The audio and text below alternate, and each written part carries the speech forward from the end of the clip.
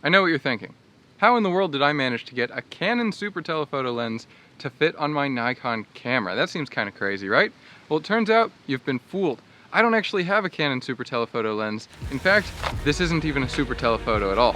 The longest lens that I have is a 70 to 200 millimeter f4, and I suspect that a lot of photographers are probably in a very similar boat. Now, I admit every year I do ask Santa for the 800 millimeter f5.6, but so far all that I've ever gotten are some socks. And don't get me wrong, socks are pretty cool, but it's not exactly the same thing. And I think that there's a lot of photographers out there who are interested in wildlife photography, but how many of them actually have a super telephoto lens? Well, probably a lot of them do. But if you don't, if you're using a 70 to 200 like this, or even an 18 to 55 millimeter kit lens, you can still take really high quality wildlife photos. This video is going to show you how.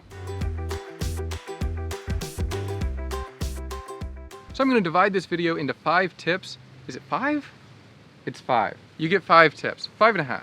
The first one is that you've got to get comfortable providing some context. You don't always need to have the subject fill your frame. I know that that's the classic rule, but just as often you could have a smaller subject surrounded by its environment in a way that actually tells a pretty interesting story. I've taken a lot of wildlife photos where you might argue that the wildlife is part of the landscape. Is it a wildlife photo? Is it a landscape photo?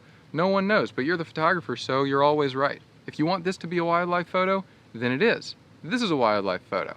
These are all wildlife photos if you want them to be, and you can take these at any focal length. You don't need to be using a super telephoto lens. You could be using a nifty 50, or you could be using a kit lens. Once you provide that context, the photo can be interesting even if your subject doesn't completely fill the frame. Tip number 2, and this is a pretty big one, is to try shooting close-up wildlife photography instead of distant wildlife photography.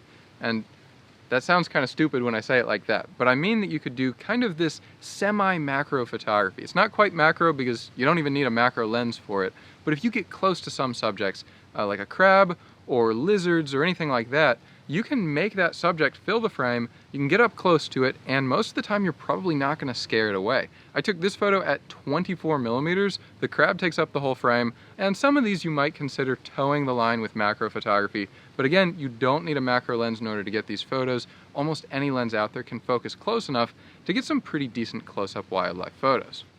This next tip is that there's actually a decent number of animals out there that aren't particularly scared of people. Maybe they just don't see people all that often, like on the Galapagos Islands, or they see people way too much, like the squirrels at Disney World.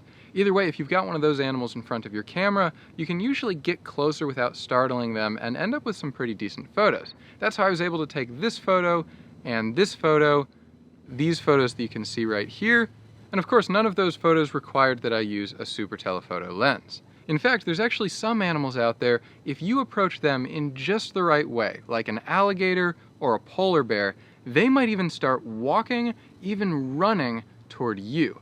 And that can make for some truly magical moments. The next tip that I highly recommend is to become invisible.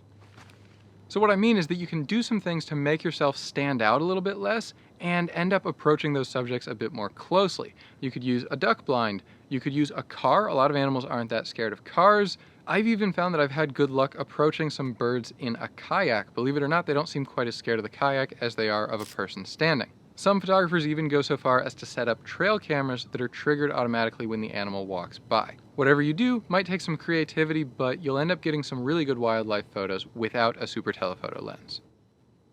This next tip is one of my favorites, although the others are too, which is why I put them in the video. If the subject of your photo happens to travel in groups, then you can actually photograph that group as if it's just a single subject. So you could fill the frame even if you don't have a super telephoto and even if you're not that close. For example, in this photo, I was able to basically fill the frame with these pelicans even though each one only takes up a small fraction of the image. And if you compare that to a photo where there's just one bird against an empty sky, I really like the first photo a whole lot better. So it's probably self-explanatory. If you've got a big group of subjects, you don't need to have as long of a lens if you want them to fill the frame. And there you go. This is the outro. I'm Spencer Cox. Like, subscribe, bell notification, comment if you liked this video. I always like hearing from you guys, and I'll see you next time. Oh, and I'm Spencer. Did I say that?